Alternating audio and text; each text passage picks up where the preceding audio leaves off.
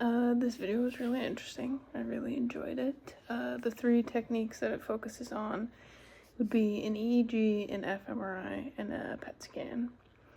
How does the EEG work? So an EEG is an electroencephalography. I just phonetically spell it out for myself. Which is a non-invasive imaging technique pinpointing electrical activity. When our neurons communicate with each other, they produce, electrical impulses. They communicate via electrical activity. So electrodes are placed usually on the head, the scalp, and those electrodes can measure the amount of activity that's going on in the brain, which is more of like a when that activity occurs rather than where. It can't necessarily pinpoint exact locations that that electrical activity is taking place. What it's used for, usually it's used for like diagnosing epilepsy, sleep disorders. It can also analyze sleeping patterns, which is really interesting. An fMRI, which is a functional magnetic resonance imaging. Okay. Which is also a non-invasive imaging technique that is technically a function imaging technique. It analyzes the speed at which oxygen is absorbed into our brain cells. So the more active an area of the brain is, the more oxygen it requires and the faster it uses it. So we're able to see, what areas of the brain are active when we're doing or viewing or performing a certain task.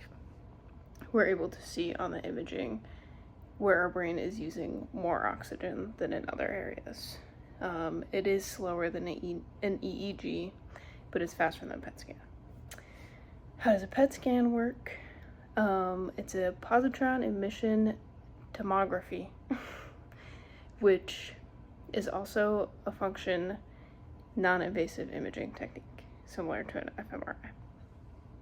It uses a tracer, which is a small amount of radioactive substance that is injected into our bloodstream, and then the researchers or doctors, whoever, you have to wait a few minutes for the blood to circulate into our brain.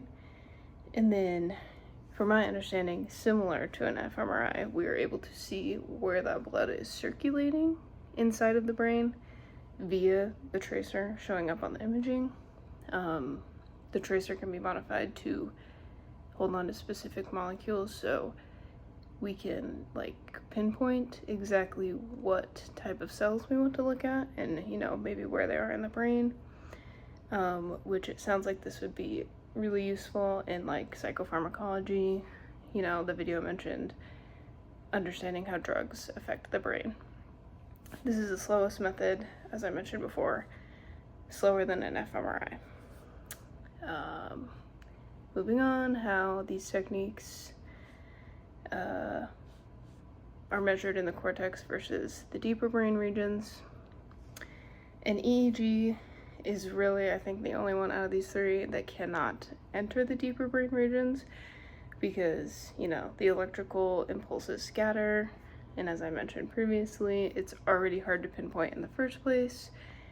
And from my understanding of looking at the results of an EEG, we're not really looking at an image of the brain, right? Because we don't know the location.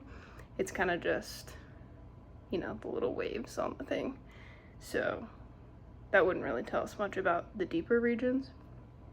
But an fMRI and a PET scan, that's pretty much where they're working, regardless, is in the deeper region of the brains, both looking at blood flow.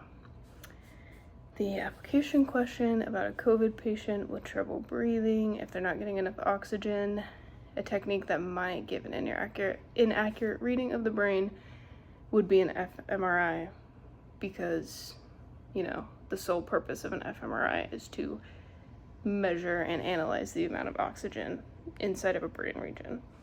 So if an individual is not getting enough oxygen, period, then there likely will not be enough oxygen in their brain to even analyze anything that's going on.